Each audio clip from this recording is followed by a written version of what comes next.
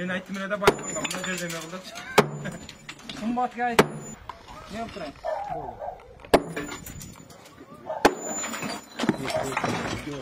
Bu okuya 22'sinde oldu da.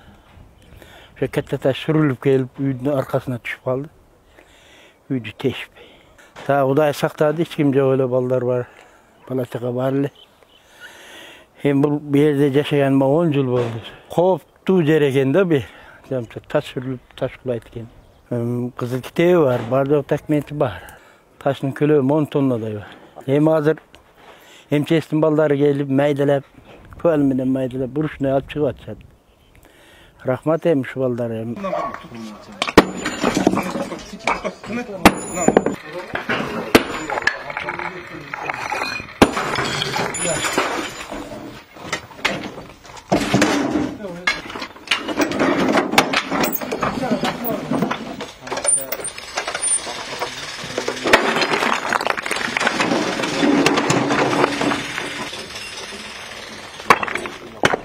Слайматов мабына караштуу кол өнөрчүлөр 51 тарайындагы Мажит Айсулу эжеси кайрылган. Ал 24 февралда ага чейин тургусуз аба ырайынан улам жааган жамгырдын кесепетинен ошо Слайматовдон таш кулап үйүнүн дубалын кыйраткан.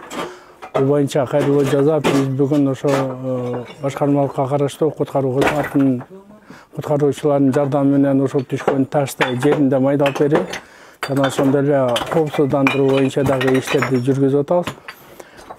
Буга чейин ошол биздин ошол Слайматовдун аймагында жашап жаткан жарандарга эскертме берилген. Жана ошондой эле өзгөчө балдарды мониторинг жүргүзүү департаменти аркылуу ошол Слайматовдун аймагында таш кулоо коркунучу бар аймак деп табылган.